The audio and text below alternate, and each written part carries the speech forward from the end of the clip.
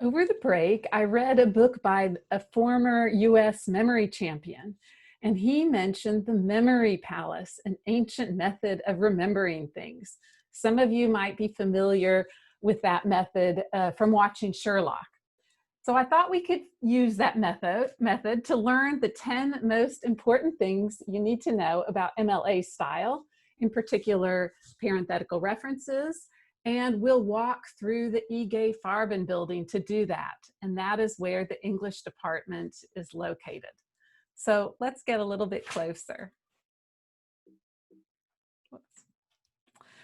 So you see we have stairs leading up to the building, and number one, we are going to leave bibliographic footnotes at the foot of the stairs, all right? No more bibliographical information in footnotes. So what are we going to do instead? Well, we're walking towards the building, and you see there is an enclosed entryway. Once we walk into the building, it's enclosed, and we want to remember we put the key to our bibliographic information in parentheses within the text. So number two, include the key to the bibliography in parentheses. So what is the key? The key is the author's name. So we're going to have the author's name in parentheses. All right, we have this beautiful photo of these grand staircases in the rotunda, and this is to indicate there are two types of citation styles. All citation styles, Chicago, APA, MLA, Harvard, they all fall into two categories. So what are the two categories? And you should choose one. So whichever staircase you take, we're going to take the left staircase today. You need to stick with it for your parenthetical references and for the bibliography itself. The format will be different. So the left staircase, that will be an author title style. And one example of a citation style that's author title is MLA. This is used when writing about literary text, okay, author title. The other staircase you would use when writing about the sciences or for the sciences. So that would be an author date style. One example is APA. So this is important for when you're working with studies.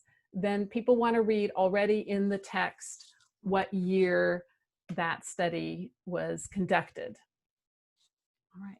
But we are going to take that left staircase. We are going to follow the author title style because we're going to be writing about literature.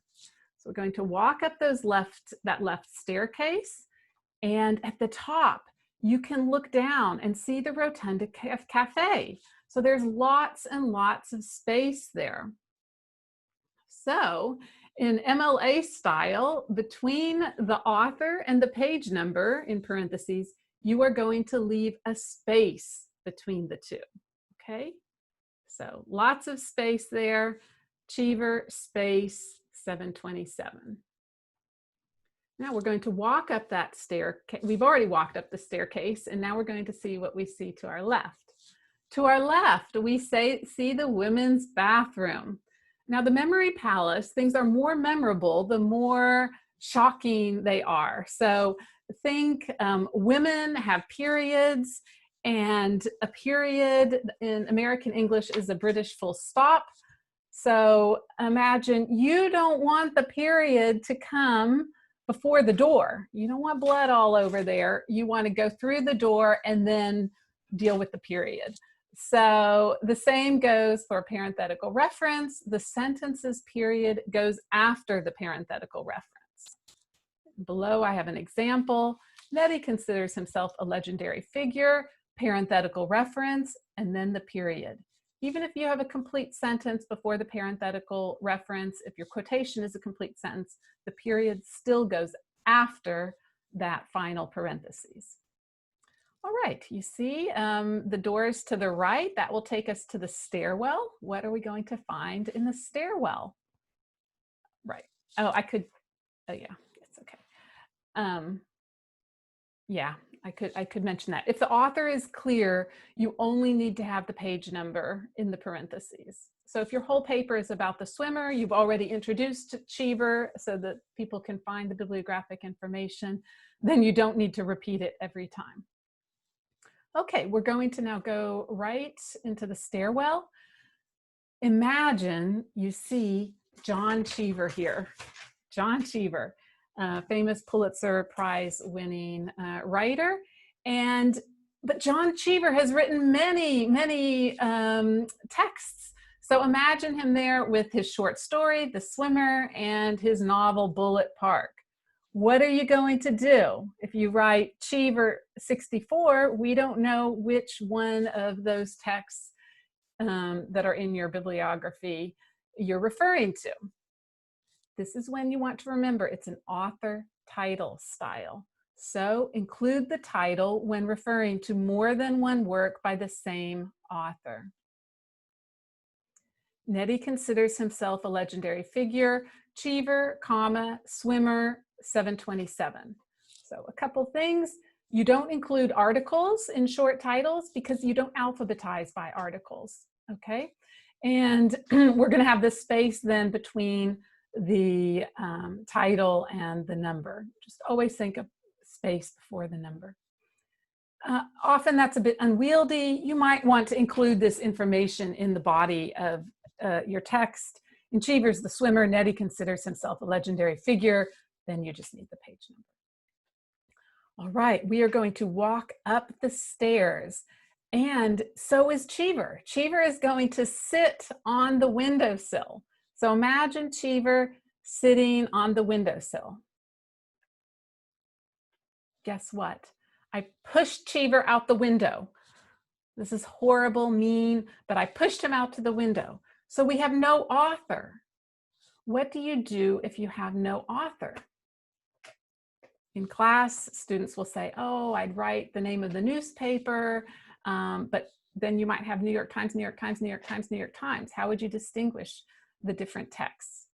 Again, remember, it's an author title style. If the author is not there, then you start with the title.